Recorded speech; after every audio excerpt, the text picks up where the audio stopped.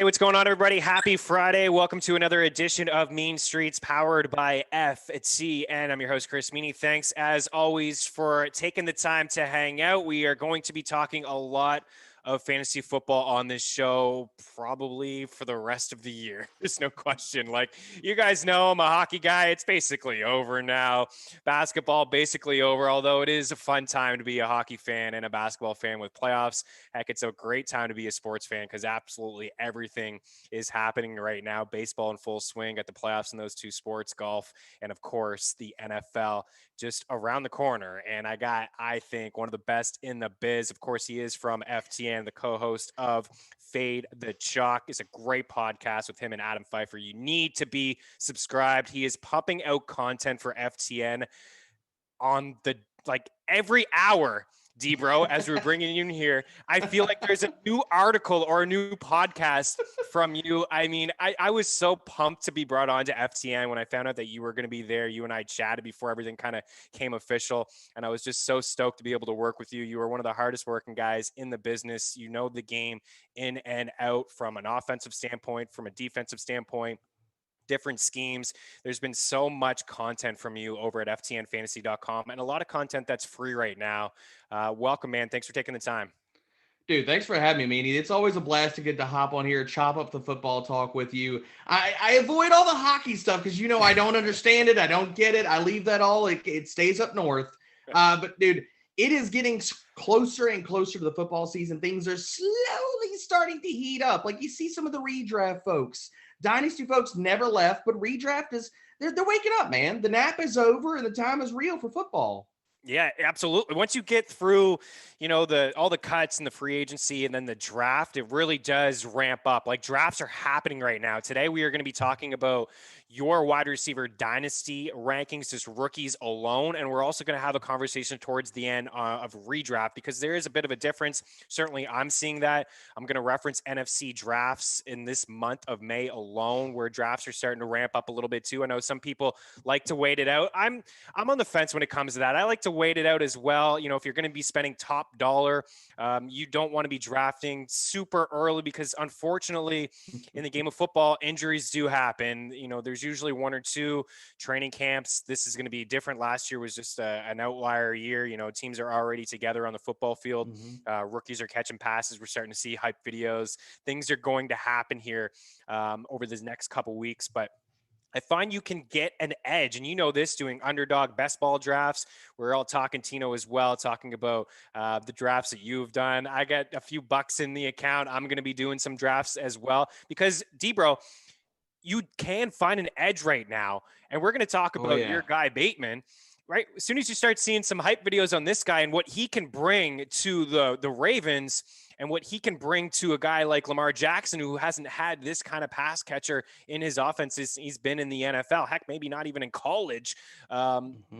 This guy is going to start to move up the ranks, and we'll bring it up a little bit later. But as of right now, in the month of May, this guy is going like wide receiver 58 outside the top 150 picks. Like, I think a couple months from now, man, we're looking at maybe a top 40 wide receiver, 45. I don't disagree with you at all, Meaney. Yeah, and I love the fact that you brought this up as far as the edges you can get. I've been out here doing best ball drafts even before the NFL draft, still grinding them now because the ADP is constantly shifting, man.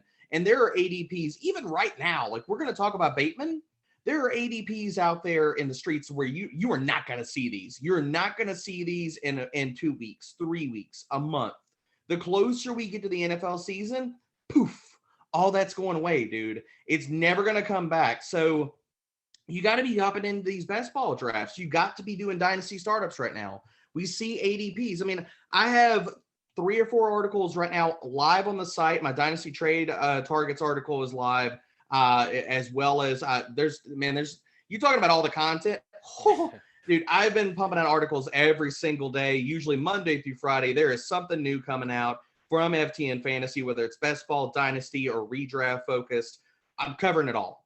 And there are so many different, like, you're talking about the edge of how, like, we see ADPs shifting in dynasty right now as well, that you look before the NFL draft, there are running backs you need to be getting off your team. There are wide receivers you need to be trading for. So the whole, like, to put a bow on this, Meanie, you got to be active. You got to enjoy this time of year, man, because look, the pendulums are shifting. And the only way you can take advantage of all of this value, and we're going to discuss these wide receivers, is to draft. Absolutely. It's a different time for FTN too, because we launched, in July. The football season just came. It was new for us. Yep. A lot of, moving pieces as a new company here, but now we're into year 2 here basically. And we have some time to pump out some content. And guys, I'm not kidding. Like is just so much content right now over at FTN, whether it's FTN bets, there's like a bet prop article every single day from like Elliot Chris to Ratcliffe, to Evans, to yourself, to everybody. Everybody's really contributing now with just getting ahead of the curve, grabbing like value. And then you with your articles, and you and Brad are doing a phenomenal series, and you've gone through 2 divisions already. Booms, busts, breakouts, and bets with yourself and Brad Evans. This is absolutely free, guys. It is just it's quick hits. It's a fun read.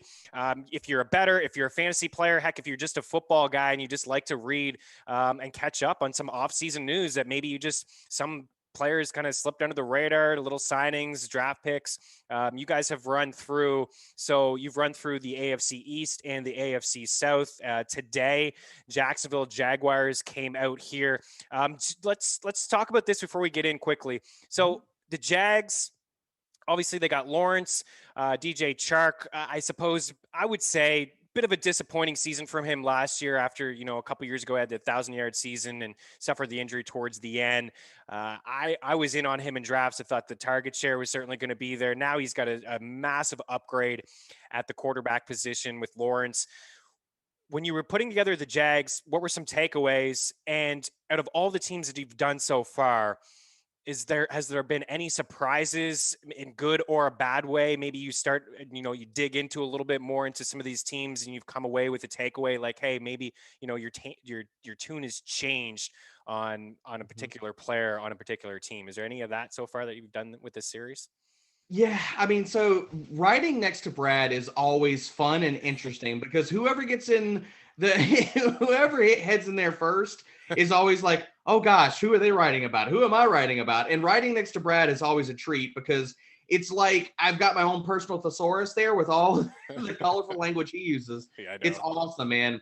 And it's even better when we don't agree on players. So if you want to head back to the Titans, they're a team that a lot of people have discussed and talked about, okay, it's really slim pickings for who's going to get targets this year.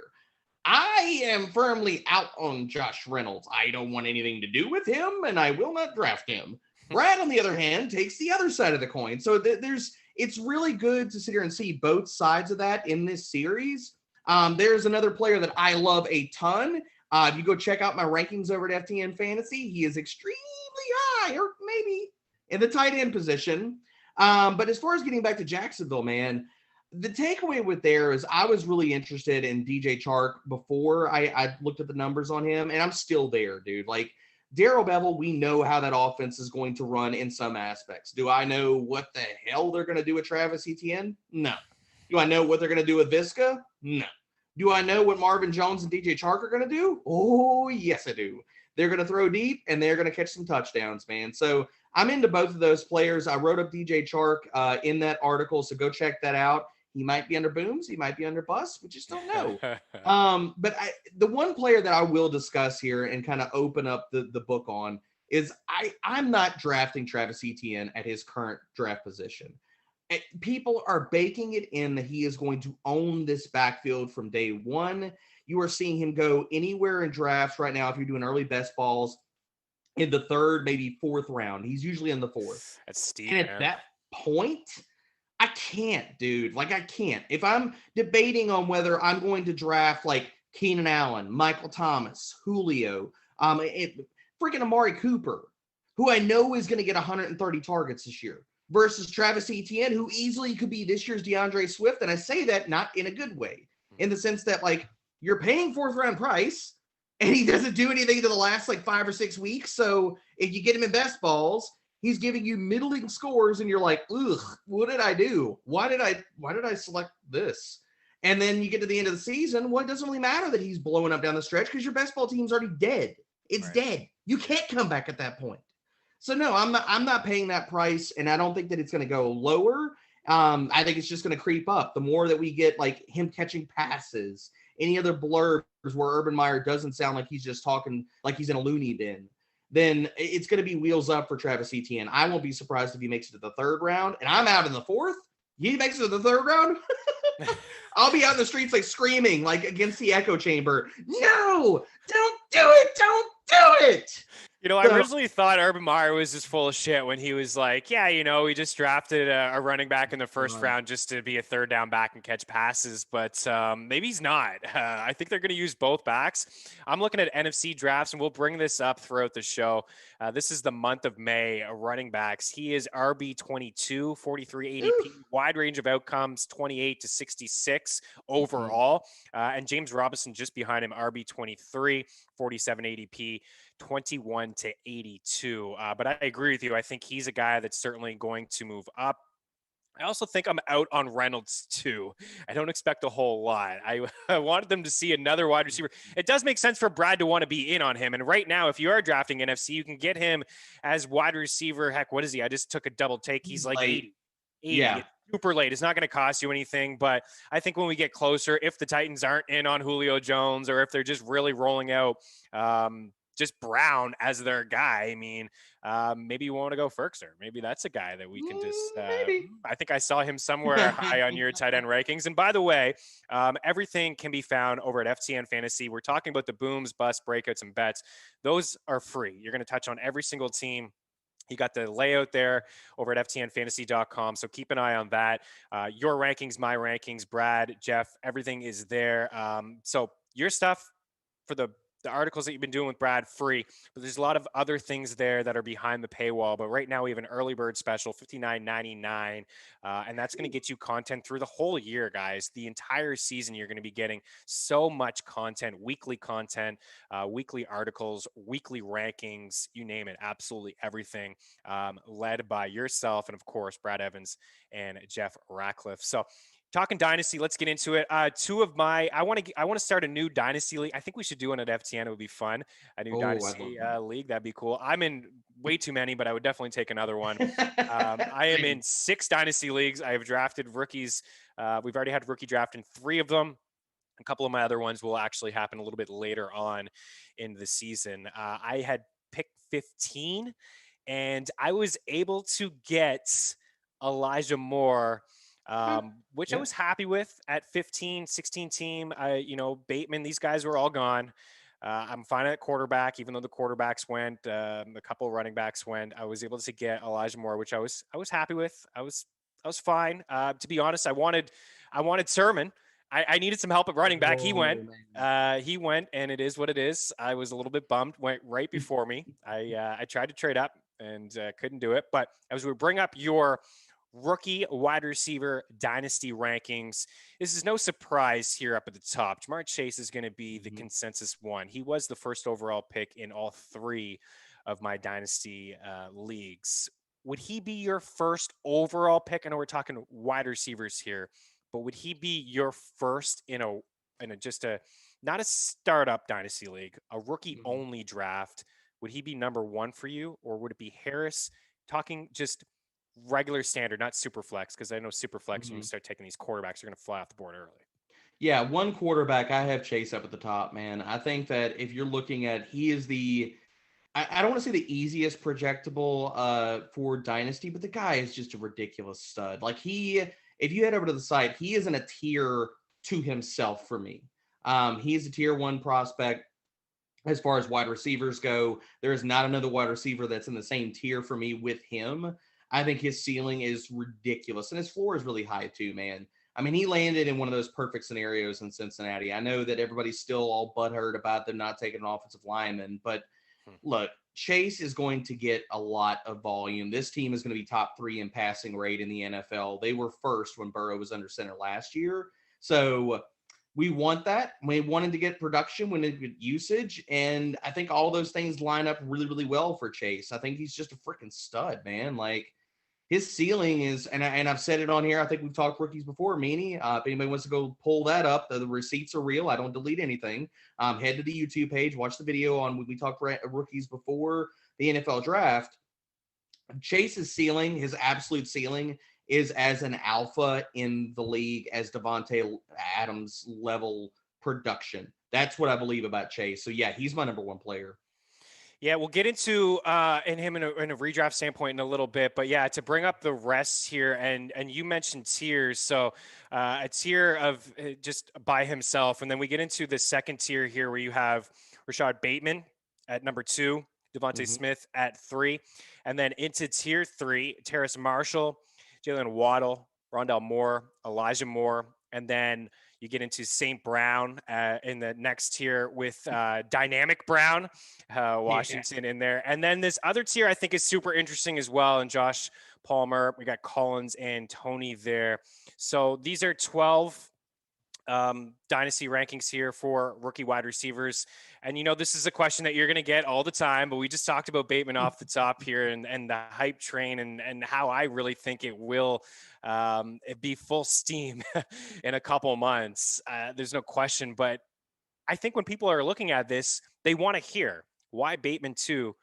I know they're in the same tier, Smith, but what's your love for Bateman as high as here? Because I think too, D-Bro, like that's a guy that almost fell to me at the 15 spot. I think some people have low on him. They're low on him, and they have a lot of questions about Lamar Jackson. Last year, the fewest passing yards as a team, the wide receivers, fewest receiving yards as a team. But listen, this is a beast. This is an alpha here for Lamar Jackson. Look, everybody wants to crap on Baltimore's passing attack. They want to sit here and downgrade Bateman. Look, if you go through previous rookie classes and we talk about landing spots and stuff like that, how many times do we have to see, and everybody, the low-hanging fruit about that conversation is A.J. Brown. People weren't that damn high on Justin Jefferson last year. There were conversations last year where people were talking about Justin Jefferson, like, was Olabisi Johnson going to start over him? I mean, can he handle the outside? Can he handle it? Those are real conversations. Now, I know everybody wants to sweep that under the rug, and they're like, well, I didn't say that last year. Everybody did. A lot of people did. And so all I'm doing is putting this to the forefront. I really believe in this, and this is not me trying to be hot takey. This is not me trying to go against consensus. I believe in Bateman's talent. He is in the same tier as Devonta Smith, and if you want to put Smitty above him, that's fine. I'm on Bateman above him because I think that what Smitty is probably not going to see this year, if Sirianni runs the Colts, the Eagles, anything similar to how they function with the Colts, it could be a little bit more of a committee than people are expecting. And I say that like in the sense of like target share. Whereas Bateman, I think he could step in and be the number one, their alpha from week one, Meaney. Like we have seen, and everyone's talking about like, oh, he's not going to get enough passing volume. Lamar Jackson sucks at throwing the football. Like it's such a tired narrative. It's bad. It's just bad. Greg Roman has also rolled out offenses where we have seen number one wide receivers, and people talk about, okay, well, is Mark Andrews still going to have a target share? Yes, I think that, but I think his target share is going down. He is not going to see above that 25% target share that he's seen over the last 2 years. That's going away. Bateman is going to slot into this number one role, and we even saw this last year. I mean, Marquise Brown had 100 freaking targets in this offense. We were like, no way Bateman can do that. There's no way he could have 100 targets. But we just saw Marquise have it last year. And are we saying that Bateman's not better than Marquise? But okay. I really like to know like how all these different like narratives and outliers and historical precedents, which ones you want to cherry pick and which ones you want to leave on the tree for later. It's a really dangerous game to sit here and play that. And I'm not going to play that, dude. Like people talk about, okay, it's insane to say Baltimore's going to throw the ball more this year. Really? Really, that's so crazy. I think it's even crazier to say that for the third year in a row, Baltimore is going to be league low, historic low passing volumes.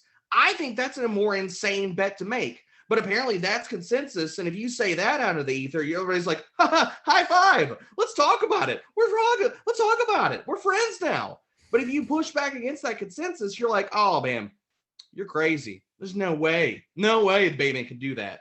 And I don't believe that, man.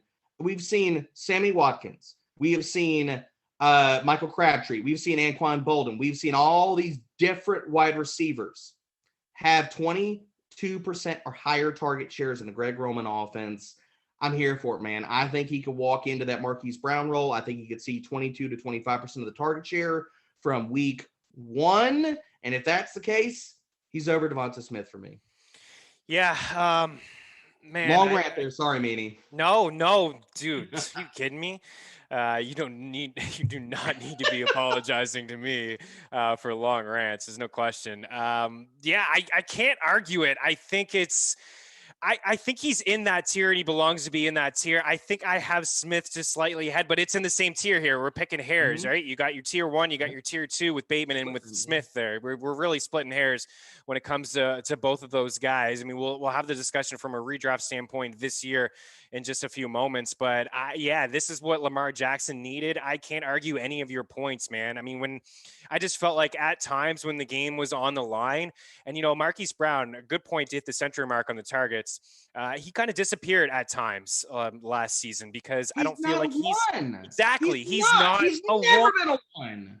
Totally agree. There were zeros in his game log last season, games where he was only getting a couple targets and not even catching them. So he was very disappointing, but he is not. Yeah, he's not a 1. So I think that's the difference. I've had the tight end rankings. Everything is on the site for both of us. I've had to bump Andrews down too. I think he takes a bit of a hit. There's really no question. In the red zone, he's going to be involved, but at the same time, they can be calling their own number out of the backfield with the numerous backs. J.K. Dobbins, a lot of people want to talk about Gus Edwards and Lamar Jackson stealing touchdowns and red zone rushing opportunities away from J.K. Dobbins, but didn't he have a touchdown like 7 straight games to wrap up the season? He was just finding the end zone at will. So I think ultimately you bring in a guy like Bateman and you want to run the football. I think, the targets do come down a little bit from Andrews, and especially where he's had a bulk of the success has been inside the red zone. So ultimately you bump him down a little bit. But yeah, I'm with you on Bateman. No arguments with Chase, Bateman, Smith. Let's get into that next tier here. I think Waddle is interesting. I think he's interesting from a redraft standpoint, especially, but also from a dynasty standpoint, where people may be just hesitant to take the shot on him. There's so many questions that people have about Tua. I am a fan of Tua. I'm a fan of where this team is going offensively. Also, bringing in Will Fuller, and then you have Devontae Parker. These two guys may not be on this team in a year or two. This could just be Waddle's squad. I think he is an interesting dynasty target, but I feel like, Debro, people are a little hesitant to grab him and to select him. Can you make a case for him? Why Marshall over Waddle?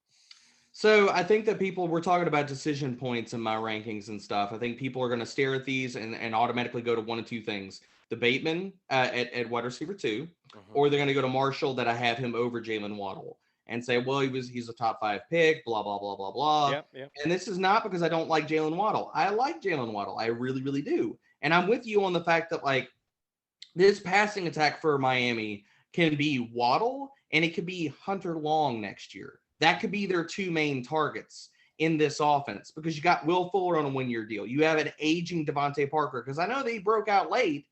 Still, he broke out late. He's not young. So he's 28 or 29 after this year. I'd have to go look it up. But again, he's getting closer, if not probably after this season, past that age apex curve for wide receivers. And so then we're talking about Mike Gesicki's a free agent after this year. The Hunter Long pick where they drafted him in the NFL draft, he's not coming back. So, yeah, Jaylen Waddle could be the guy next year. And I have Waddle behind Terrace Marshall, and that's because of how I view them as prospects and their roles in the NFL. Like, my comp for Waddle, I have never subscribed to any of this Tyreek Hill mess. I have never been on that, still not on that. You can't discuss one player that is literally a physical unicorn in his skill set in the NFL to any prospect coming into the NFL. I'm sorry. You just can't do that. I get people want to do that, and it sounds really, really sexy. It's just bad. It's just bad. Jaylen Waddle has been, and still for me, the comp has been Tyler Lockett. I view them in really, really similar manners in their usage in the NFL. I think Lockett is probably not going to profile as like a high volume guy in the NFL. Could he get 100 targets, 120 targets? Sure. but is he going to profile and possibly reach like an alpha status and be 130, 150 targets? No.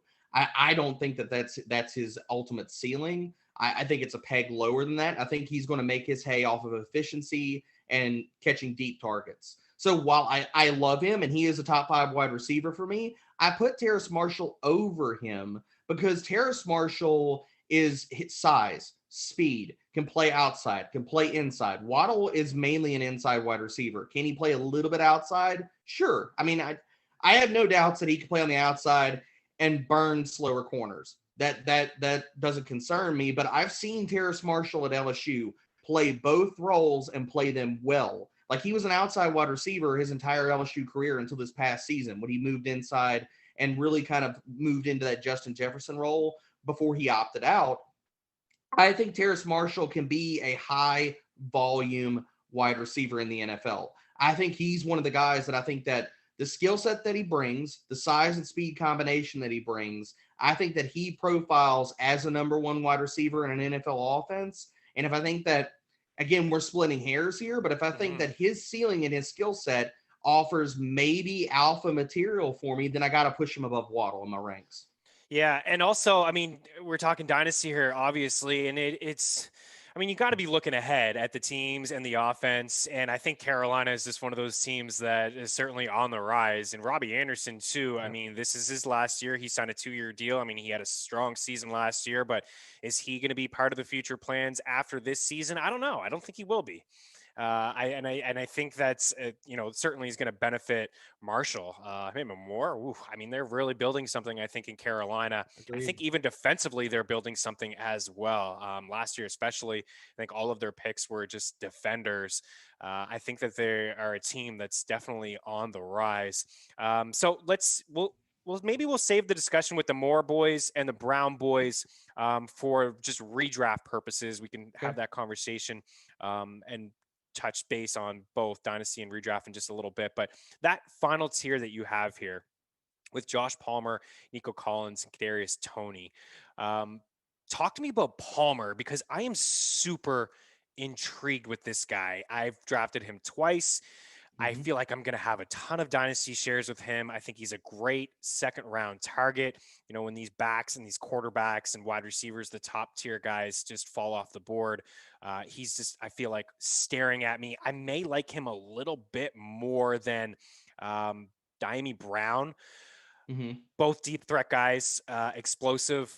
I like the fact that he is linked to Herbert. Not going to lie. I'm a big fan of that. And last year, taking shots down the field with Tyron Johnson, Guyton, these guys, and having success. I know Mike Williams is still around and Keenan is the guy, is a beast. But I feel like Palmer, I definitely think, Debro, we're going to be talking about him in DFS often as a boomer bust guy. But man, I like this guy quite a bit. I like the pick. Talk to me about him. What's your thoughts on him? So I had to put him as a top 10 guy. And yeah, I mean, look, I put Dynasty barely above him, and they are really in the same, close to the same tier. I like Dynasty's analytical profile, breakout age, things of that nature a lot better than I do Palmer. Palmer, for me, it's landing spot. It's unrealized skill set for me. I think his landing spot in the fact that I didn't see him going as high as he did in the NFL draft. I did not. We were shocked. It was you and I and Jeff. We were all pretty surprised. Very surprised. Like considering, and this is not just, helmet watching, box score searching. It's not that, man. Like Palmer just like, when you look at his profile, nothing like magically jumped out at you. He had a really, really good week at the Senior Bowl. And I think that pushed up his stock. But also, I mean, I'm not going to say that he's not a diamond in the rough as well, because look, Tennessee's passing game was not good. Okay. And you do watch reps with Palmer, especially as a deep target. The guy can get separation. He can make physical catches. He's got skills, man. And the points that you touched on with him landing with the Chargers, Dynasty's barely over him only because I like the profile. I look at them as having similar-ish landing spots. Now, Palmer's got the landing spot over Brown if we want to go through and parse all of it together. And Palmer's landing spot is great because in the sense of like, look, this was basically the Chargers kind of sending a memo to Mike Williams and saying, you're not back after this year, dude. He's going to be a free agent. Jared Cook's going to be a free agent. Keenan Allen's aging, so we're talking about he could be the number 2 in this offense next year. And that's not crazy. He's competing possibly with Austin Eckler for the number 2 role in this passing offense. If anything happens to Mike Williams, his stock goes up. If anything happens to Keenan Allen, his stock goes up. If anything happens to Austin Eckler, targets are going to get spread around to all the other pass catchers not in the backfield. His stock goes up. So I think there's a lot of different outs, and I have him ranked above Nico and Kadarius Toney. And people could say, how in the absolute hell are you ranking a first-round pick at wide receiver 12 over 2 dudes that went in the 3rd, 4th round, kind of landing spots or kind of profiles? And the pushback I'll give on that, how in the hell and why did Kadarius Toney go in the 1st round? It's just a bad pick. You look at his analytical profile, and it just screams bust, Meaney. If he pans out, he will be an outlier considering the profile that he had in Florida. And we could make excuses about, well, he was a quarterback and usage and all these different things about his profile. The profile still is what it is. Right. He didn't break out early. He didn't do anything to this last season. And you look at his skill set and you marry all that together, his releases, his route running, some of the areas where he needs to improve and the areas where he's raw. I'm not putting him over Josh Palmer, who I think is a better wide receiver at this spot in the game. Not a better athlete, but a better wide receiver. And the same thing with Nico Collins, dude. Nico Collins landed in a spot that was literally the Evan Ingram rookie season of wide receiver Shangri-La. If Brandon Cooks goes down, who's catching passes? It ain't going to be Andre Roberts. It's not going to be Randall Cobb because, Lord, we don't even know if he could run fast anymore. Who's going to catch passes? I don't care who the quarterback is. He can walk into 100 targets, and if Watson somehow plays, you're talking about the number 2 wide receiver on the outside running deep, who we saw, if Watson plays, which I'm not going to get into that entire discussion, but if he were to play, we saw him make something out of Kiki Kuti. We saw him make, we were talking about Chad Hansen of all freaking people, that's who right. got cut. Yeah. And we're wondering, okay, why is Nico Collins in the top 12 wide receivers?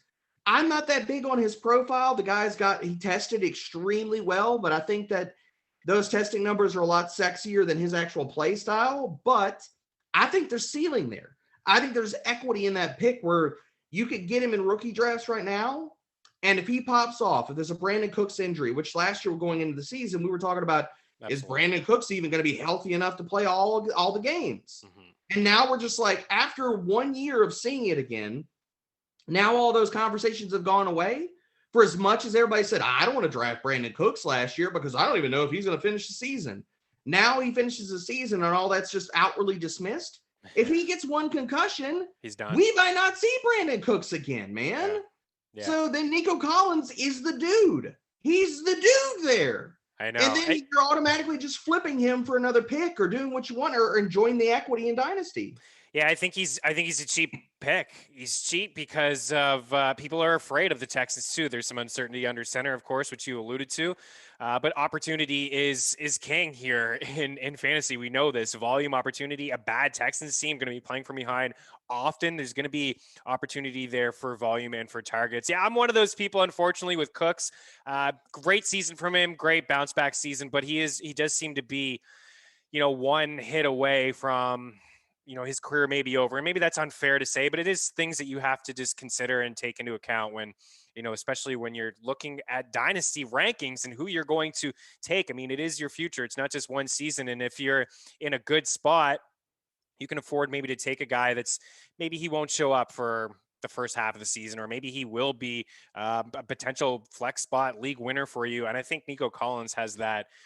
I think he has that upside or that opportunity at least that's what I kind of envision, that he could be a sneaky little player. And I think he went late in my 16-team dynasty league. I think he went late second, which is crazy value. Because it's crazy. You could easily turn that for something more. And before we move on here, the other thing that has not been discussed because people don't want to talk about the Texans. Hell, we wrote up the Texans for boom bust breakouts and bets, and Brad didn't even put a breakout because he's like, no, just can't.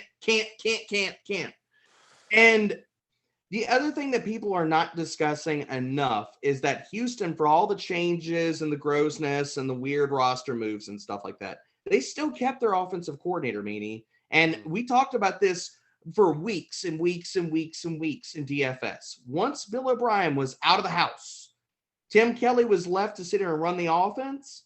They were top 3 in passing rate neutral scripts last year. They were throwing the ball a ton. They don't have the offensive line. They don't have the defense to run the damn ball, or at least try to run the ball. They're going to throw the ball this year. They're going to do it regardless of whoever is going to be chucking it.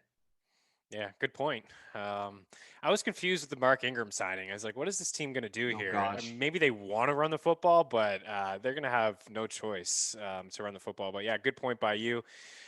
Throwing the football there. So let's switch gears. Still going to talk wide receivers and rookie wide receivers, but from a redraft standpoint. So you see the board here, and these are drafts, NFC drafts, high stake leagues in the month of May. So since May 1st, I've just taken a look at the top. These are 9 here, wide receivers, the top 9 that have been drafted in just redraft leagues. So again, not Dynasty, not keeper. There's a little bit of a difference, I suppose. We'll see here. Chase, wide receiver 25, 60 ADP. Devonta Smith, wide receiver 35, 86 ADP. Waddle, 45, 115 ADP. Bateman, wide receiver 58, 159 ADP.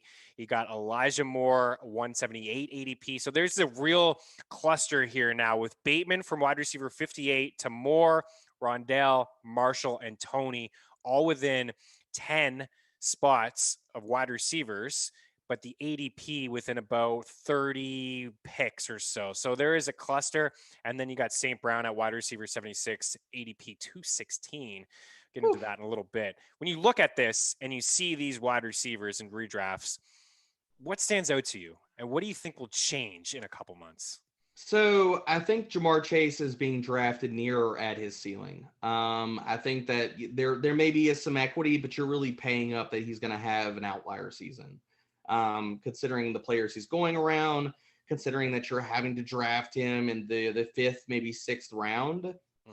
I would have some exposure, but I wouldn't have a ton considering that type of ADP. Devonta Smith, I mean, look, I think he's going about where he should be. I view him as a low end 3, high end 4 wide receiver, so that's totally fine. I think the back end of this is really, really interesting. Jaylen Waddle's ADP seems a little bit rich. At that spot, I'm going to stay away. But give me all these guys, like all this action from Bateman and wide receiver 58 to at the bottom of this list for St. Brown, man, especially if we want to talk about Bateman, Elijah Moore, Rondell, Terrace, that cluster of 4 players, give me a lot of action. And I'm going to just kind of like spread that across like best ball drafts, any high stakes. Because literally, look, we're talking about this, and I understand there's been more rookie wide receivers that break out, and we've seen this from an earlier standpoint in previous seasons and stuff like that. I wouldn't go too heavy into these rookies because you're really like you're hedging yourself saying, okay, 1, maybe 2 of these guys pan out in their rookie season. So who are the bets? Or if I'm going to say, okay, 4 of these guys, I think that this is where the value lies. Don't draft all 3 or don't draft 3 or 4 of them on the same team, but spread out your exposure. Take, 2 of them in one draft, 2 of them in another draft. Mix it up and try to get your exposures in that manner. But I think Bateman he's wide receiver 58 here. Yeah. That's going to rise. As soon as training camps happen and he catches passes, and people understand that he's going to be the number 1, or at least like how I'm projecting he's going to be the number 1, he's going to jump into the 40s. He's going to be the back end of the 40s. He's going to be around where Waddle is, maybe a little bit higher, depending on what the news is that comes out. Elijah and Rondell are really interesting. I could see them maybe getting into the 50s. I won't be surprised if their ADP stays really static. The one thing that jumps out of it, those 2, I'm really surprised Elijah Moore is ahead of Rondale and Terrace. That strikes me as very surprising. Like, do people realize that Jamison Crowder's still on that team? Yeah. You can't automatically just bake it in as much as like we all talk about, oh, they could cut him and they could save money. They could keep him. They could easily keep him. He's still on the roster. And people are drafting it right now like Elijah is going to sit there and have that job. And we don't know that. So I would wait for if his ADP drops a little bit in the 60s right there. That's fine if you want to take shots. If you believe him, I wouldn't put like a high exposure on him. But talk about Rondale and Terrace. Those are the two of the best draft picks out of that 4 right now. I mean, I think as far as like you're looking at value, you're looking at ceiling. Arizona ran the most 4 wide sets in the NFL last year. Rondale's going to get snaps. And you look at Kyler, he was top 10 in screen yards, top 10 in short passes. That's all in Rondale Moore's wheelhouse, where we're not asking him to win downfield. We're not asking him at this juncture of his career to do anything better than what he's done in college. I think it's a perfect spot to considering scheme and use for him to land in Arizona. He could supplant Christian Kirk from day one as the number 2 in that offense. I won't be surprised with it. So I like the value on him. And same thing with Terrace Marshall, dude. Like, it takes one injury for Carolina for Terrace Marshall to walk into a 20% target share possibly. I know CMC is back. Curtis Samuel saw a 19% target share. Again, that's muddy water because you didn't see Christian McCaffrey in this offense. But, I mean, look, Robbie Anderson's not young. If he comes down with an injury, if DJ Moore misses time, I mean, Christian McCaffrey pops another injury. I mean, these are all, I'm not projecting injuries for this offense, but they do happen on a regular basis in the NFL because, hey, look, guys run fast and they hit other big guys that are strong. So it can happen to anybody on any team. And at Terrace Marshall, wide receiver 67, you're talking about, okay, one domino has to fall for him to sit here and walk into a 20% target share on a team that, look, they were only 22nd in passing attempts last year.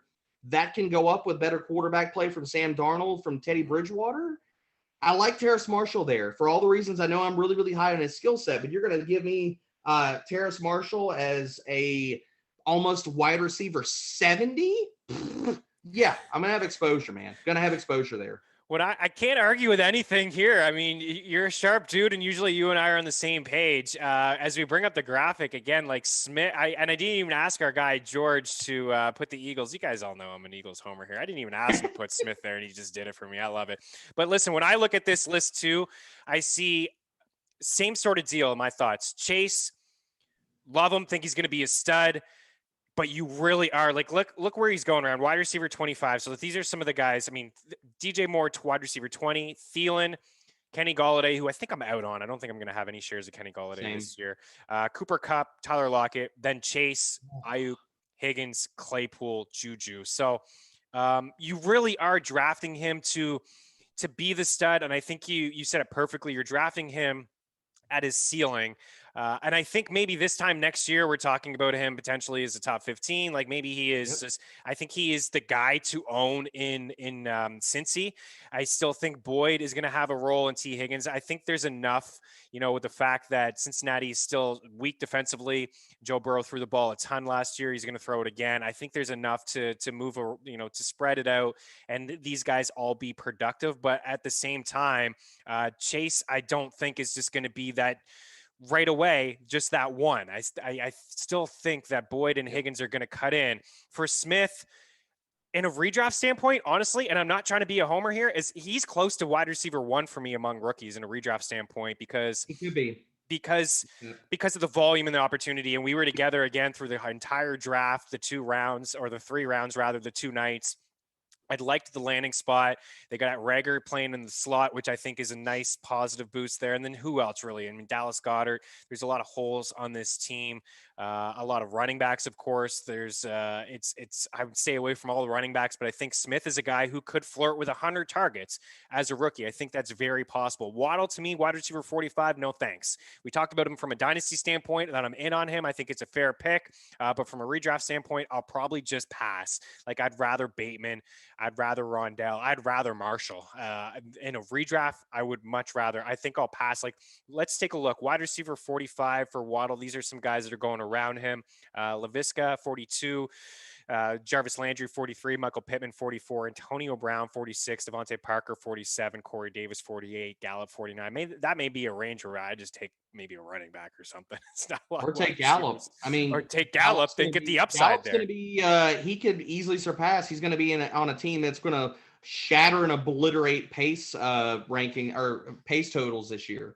Why not just take Gallup? Get a piece of the best offense in the NFL, possibly. Totally. And even behind that, man, you got like Marvin Jones, Cole Beasley, Cole Hardman. Like there's some value there after Waddle that there's really no need of it. We've been maybe too hard on Toney with Tino still hanging around here behind the scenes.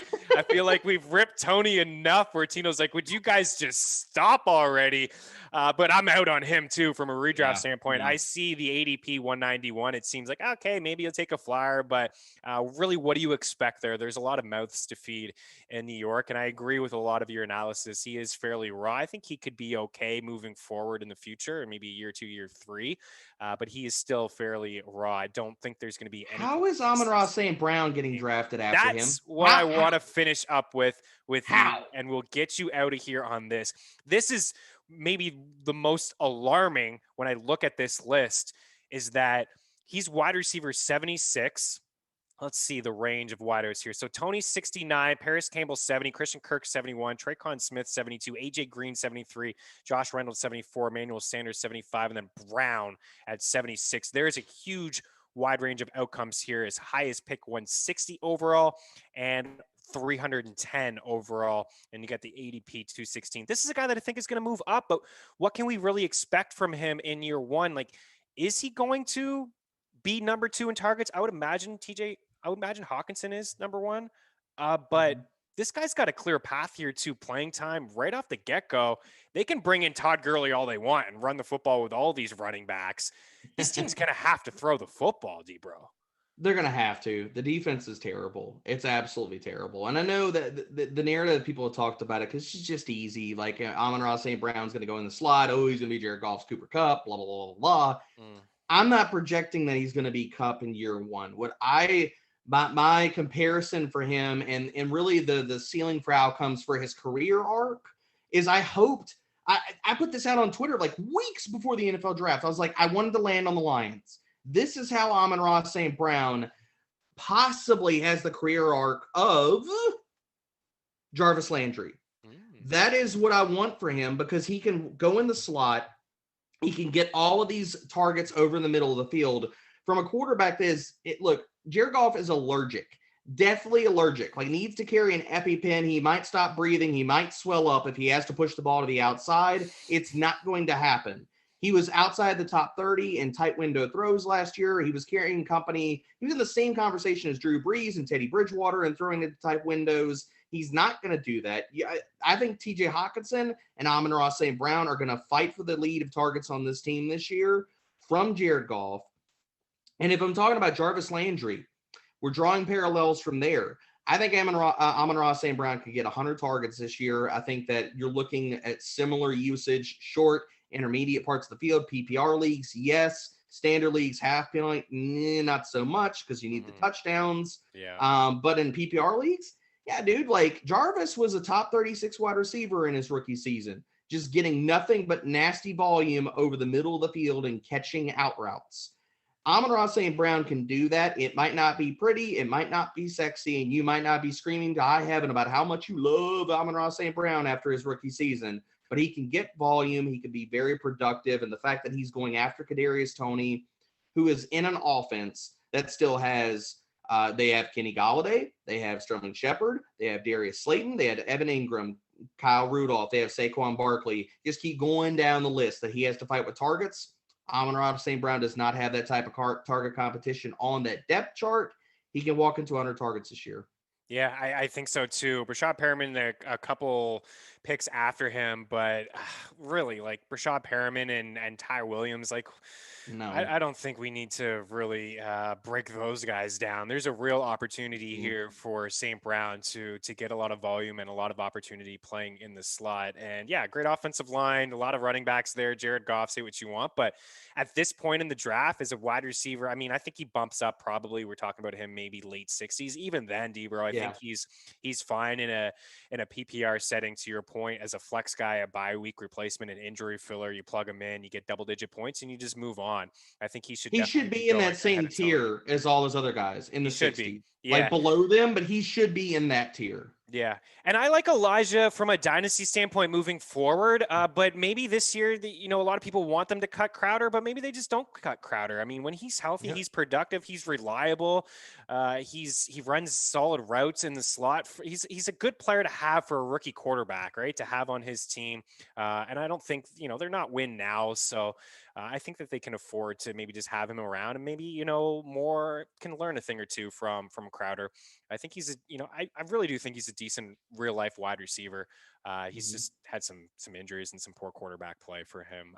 That'll do it, man. I appreciate it. Any final words? Like any rookie wide receivers we didn't talk about that are inside the top 10? Anybody that I know you and Adam are really digging deep with dynasty buys and dynasty, like sell highs or sell everything. Buy low, sell high, sell low, buy low. And it doesn't matter. Like you guys are all over this thing. Is there anyone that I didn't bring up that you wanted to?